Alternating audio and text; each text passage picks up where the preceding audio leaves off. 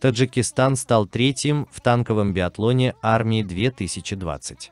Сегодня на подмосковном полигоне Алабино завершатся 6-е армейские международные игры Армии-2020.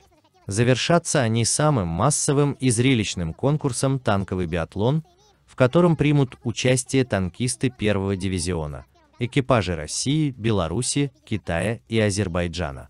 Накануне же в Конгрессно-выставочном центре КВЦ «Патриот» состоялась торжественная церемония награждения победителей второго дивизиона конкурса «Танковый биатлон», сообщает Минобороны РФ. В финальной борьбе первое место во втором дивизионе конкурса завоевал экипаж Вьетнама. На втором месте военнослужащие Лаоса, на третьем – танкисты из Таджикистана.